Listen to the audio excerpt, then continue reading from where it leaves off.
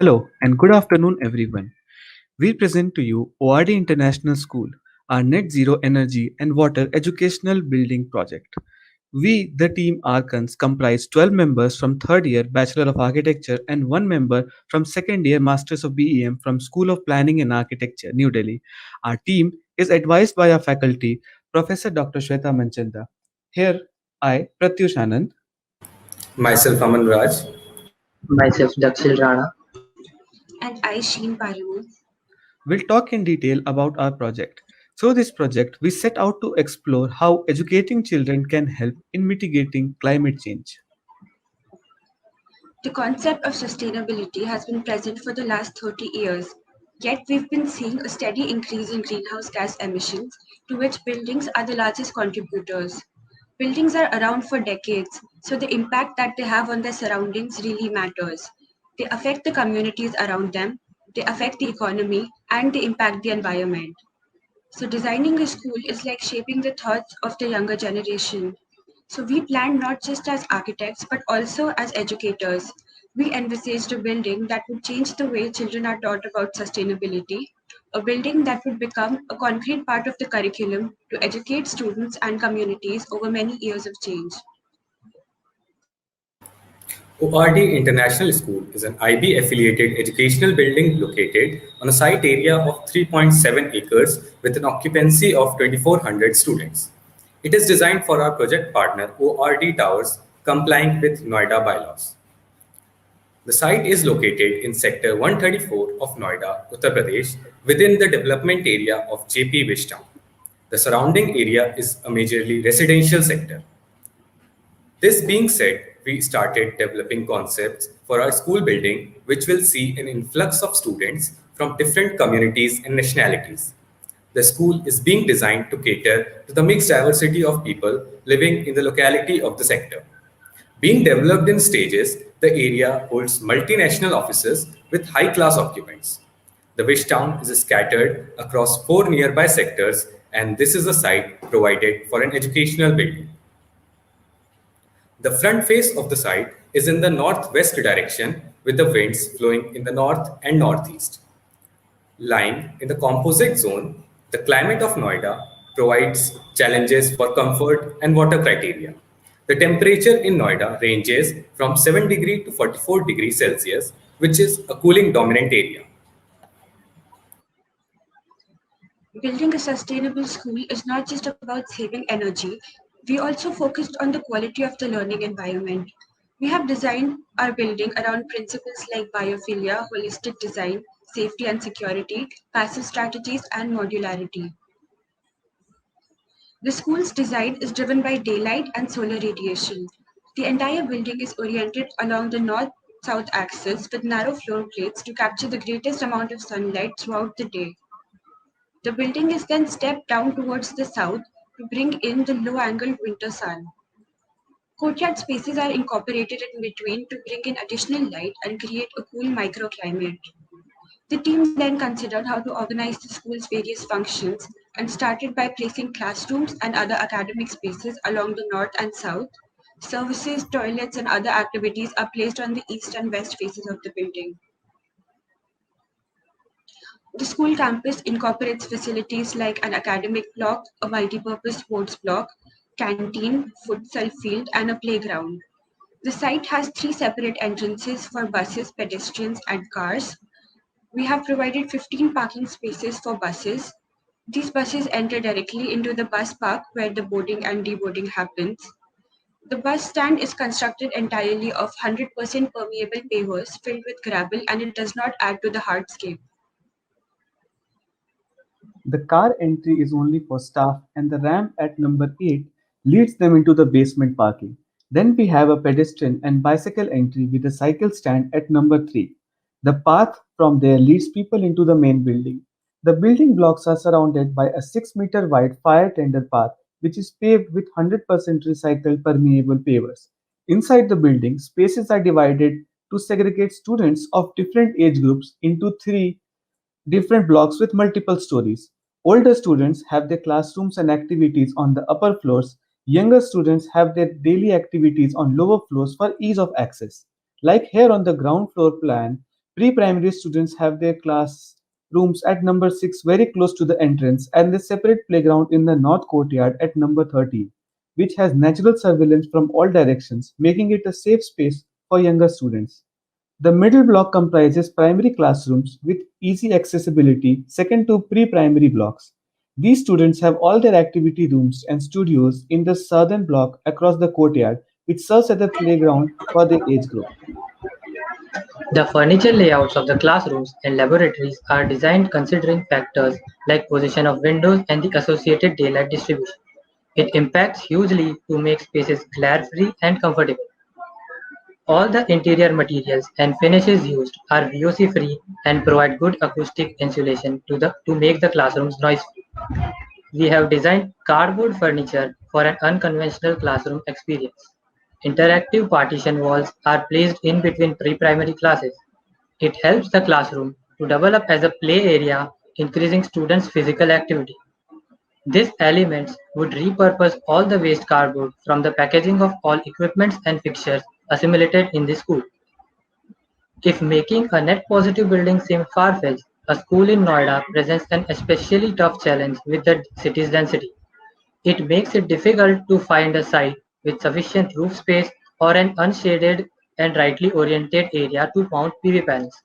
We designed a school with vastly reduced energy consumption to meet all its energy needs in this dense urban setting. Due to the limited amount of power that could be economically generated on the site, the project's most effective energy-saving features are based on passive design strategies like wind towers, highly insulated building envelope, and well-designed shading devices. The external walls are clad with terracotta tiles, which have good thermal and acoustic insulation properties. It reduces the surface temperature of walls. It is 100% natural, recyclable, durable, and it requires no maintenance. We have integrated the plants into the facade at the window level. It helps simulate an association with outdoors and help with students' mental and psychological well-being. Radiation being the major source of heat gain through the envelope, using optimum window-wall ratio, efficient sunshades, and mutual shading through buildings, we created low radiation blue pockets on the southern wall. Being comfortable is a basic requirement and not a luxury for anyone inside or outside the building, but it is often thought only in terms of maintaining optimum temperature in the immediate surrounding. Hence, in our design, we have taken due care in maintaining optimum lighting levels as defined by ECBC inside the working spaces. Three-step lighting sensors with average 67% SDA reduces lighting energy consumption by 80%.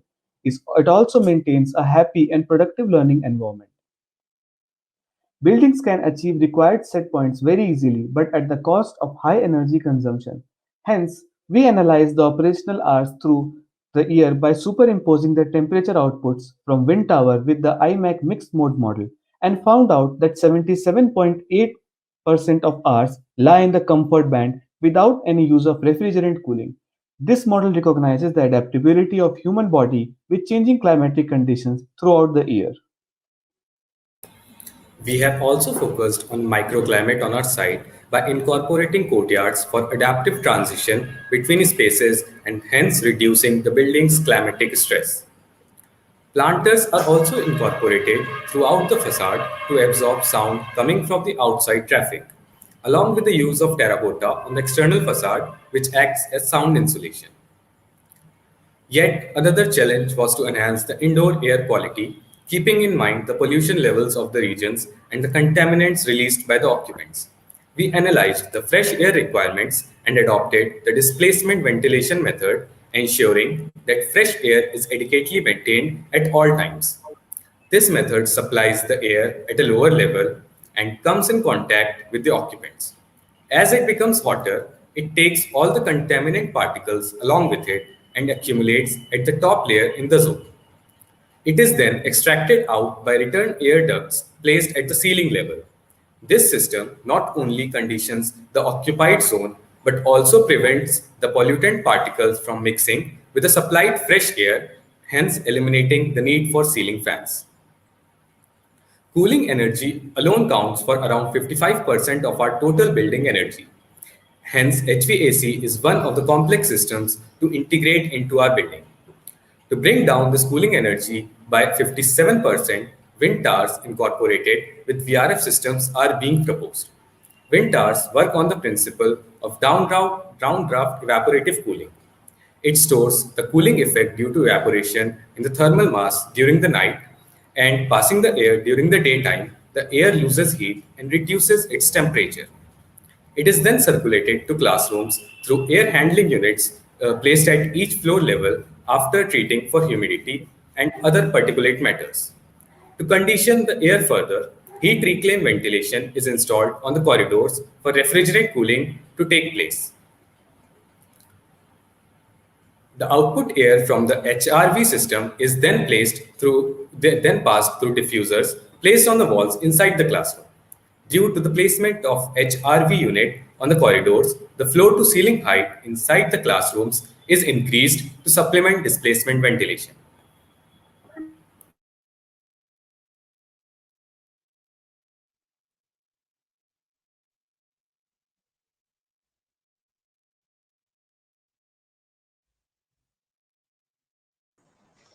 You are on mute. You are on mute, Dakshin. Sorry. The energy balance is physically represented throughout the project, whether you see it in building systems or the architecture. ORD International is designed as the net positive energy school. The twofold energy target has been escalated through passive strategies. We are achieving around 60% reduction in total consumption. Analyzing it throughout the year, we found out that the major component of consumption is space conditioning. Starting with the passive strategies, we reduced the conditioning loads by almost 80%. But as we opted for complete mechanical ventilation, the fan usage increased and overall reduction came around 60%. The Noida's climate provides an immense potential for solar power generation. With a total plant size of 290 kilowatt, we are generating around 5 lakh units of energy annually. As you can see, we have not used the whole roof area, providing the opportunity to expand the system if necessary. Although the peak happens in summer months, the systems might cause problems with overheating. We have tried to minimize that effect. We have fixed the plant size according to the peak consumption, which is during August in our case, to round the electricity bills even monthly. Being net positive, we will have to sell the excess electricity back to government only as per laws defined by the state. We adopted gross metering because the limit on net metering in UP was only 10 kilowatt. The surplus will get 2 rupees per unit according to the gross metering laws. We have created a closed net zero water cycle on our site where the sum of water used from alternate sources and the water recharged to the ground is equal to our total water demand. Using efficient water management strategies, we brought down the indoor water consumption by 63% and landscape water demand by 70% from the base case. This diagram provides an overview of the multiple pathways designed for water flow within the site which helped us achieve a water balance. Freshwater sources supply the initial water demand for the various uses, which then starts 2 cycles of water reuse, one through the phytorate treatment plant for black water and the other through grey water treatment plant. For on-site black water treatment, we use phytorate wastewater technology as a cost-effective, natural and self-sustainable treatment system. Grey water is treated using a sand filter designed according to the daily volume of water to be treated on site. It decreases the pH of grey water and removes all color and odor. This is followed by a UV treatment to kill any virus present and make the water fit for potable use. Both these treatment methods are a combination of physical, chemical, and biological processes and work without electricity with minimum maintenance and less manpower. 100% of the wastewater is treated and handled on site, and there is no wastewater discharge. Rainwater harvested from the roof is made fit for drinking by passing it through a vortex filter before it goes into the storage tank. About the water management strategies that helped us achieve the results, our site has 28% plant cover with native plants and xeriscaping that require little to no irrigation. 41% of the rainwater falling on site is reused and the rest is recharged to the ground aquifers. All plumbing fixtures used are highly water efficient and have low flow rates. Instead of using hard paving materials, we use permeable pavers made of 100% post-consumer recycled high-density polyethylene with a stone reservoir underneath, which helps with stormwater management and recharges groundwater. We have also placed interactive dashboards throughout the school, which display the students' daily water usage and inspire them to decrease unnecessary wastage. The innovative use of spaces makes it possible for the same space to be used for various purposes. Making use of limited space available, we are using adaptive and easy to install modular pavilions. These kits can be installed in any desired combination to create a range of different kinds of spaces catering to different needs and functions. This range of reusability is further increased by the variety of partial and full covers for the sides of the module. These modules can be used as relaxing spots for students in the courtyards or kiosks for school fete. It can even be used for open exhibitions at bus stand area. Changing the size and scale of the modules further expands its usability. Stage for functions and podiums being examples of useful elements for school. It can even be rented out for any other purpose. We also have innovative sunlight catching units to focus on the natural light and use it where it cannot reach easily. This light brings a feeling of skylights in the spaces where they are not possible. Moreover, the real-time light intensity brings beautiful variations during the day. The optical lamps work on the concept of concentrating the natural light using convex lenses. It is then directed to optical fibers taking to the space needed to be lighted. The optical fibers diminish the loss of energy during internal reflection and hence more useful for this technique. The intensity of light output depends on the number of units. So we have worked out the assemblies as per our requirement.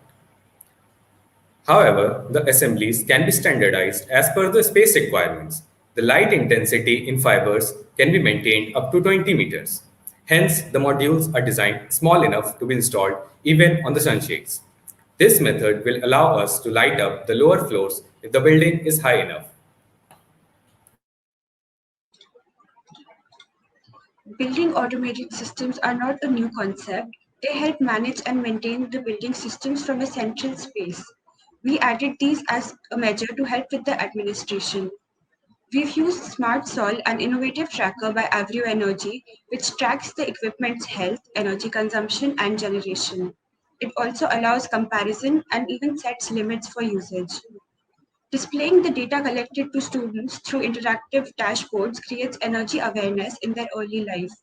We intend to lay the groundwork for students to learn energy saving habits, engaging them actively in our attempts towards a green future. The kid-friendly graphics will display information like weather conditions, the amount of electricity generated by the PVs, amount of energy and water used in each space. This creates an opportunity to hold energy conservation competitions between classrooms as a fun way to motivate children and help them gain environmental literacy. For structure, we are using a column beam frame structure in the educational building. The multipurpose hall has a truss system with the ceiling on the truss tilted at 5 degrees to help with solar power generation. Our school has been designed to withstand natural disasters like earthquakes, fire, and situations like energy and water shortage. The building is compliant with the structural code and other fire norms. In case of a water failure, the building will sustain itself for 7 days on the freshwater storage on site. The roof has space for future expansion of the solar panel system. In case of a power failure, we can run the operations directly from solar using the DG set as a reference voltage by using smart inverters, removing the need for battery storage. In case of a pandemic or an emergency, the multipurpose hall can be converted into a resilient shelter and can house numerous modular units. The hall also has kitchen on the ground floor which can be converted into a community kitchen. Also, the retracting partition walls can be moved along to create spaces comfortable enough to use even in case of a pandemic like COVID. To meet the extended demand for fresh air requirements, VRF outdoor units can be increased in modules without affecting the internal systems. All the assemblies and building materials were chosen from near surroundings, saving both fuel and transportation costs. Only agrocrete blocks provided by industry partner are bought from Roorkee. The total project estimate is about 45 crores, coming around 2800 rupees per square feet. It is under the client budget of 3000 rupees per square feet. The total incremental cost is around 5 crores, but as the school typology has higher profit margins, this can be covered in the very first academic year with full occupancy. Starting the other way, we found out that the minimum fees required for our school with a profit margin of 30% is around 1,30,000. This is almost 40% of what nearby IB schools charge. Here, we can see that the major part of expenses goes into staff salaries. The plotted graph shows annual profit amounts after adding material depreciation and taxes. The profit margin increases from 20%, helping to get the building cost back in under 7 years. The ROI increases from 6% and goes up. The life cycle analysis of the added services shows us that we are saving more money than it takes for a new one. This makes a big difference in operating costs, catering to the community indirectly by reducing the school fees if the profit is kept safe. As per the client's requirements, we have checked the compatibility of our project for LEED certification. With 81 achievable points, the building is eligible for platinum rating from LEED, fulfilling the client's demand. While designing and planning the building, we considered all the stakeholders. Along with the primary users, we have also tried to cater to the entire community. We undertook the design of the school not as a mere architectural project to be completed, but as an opportunity to shape young minds for a brighter and happier future. While ORD International School provides its students with numerous opportunities to explore and learn about sustainability, for other schools it provides a prototype, learnings from which can be applied to schools all across the country. Working on the various aspects of this project has enhanced our understanding of architecture as a comprehensive field aided by several other industries. Like the students of ORD International School to whom we wish to impart knowledge, we too are taking a lot with us from this project. The team has developed a deep connection and understanding with each other despite these challenging times. Lastly, we would like to thank all the people who helped and supported us through this journey, our professors for guiding us through these months, our project partner for providing us with a great project and his cooperation, industry partners for sparing their valuable time to educate us about various systems and materials, and the Solar Decathlon India team for not only giving us this opportunity to experience designing a net zero building, but also for providing us with detailed learning modules and constant support and guidance. Thank you.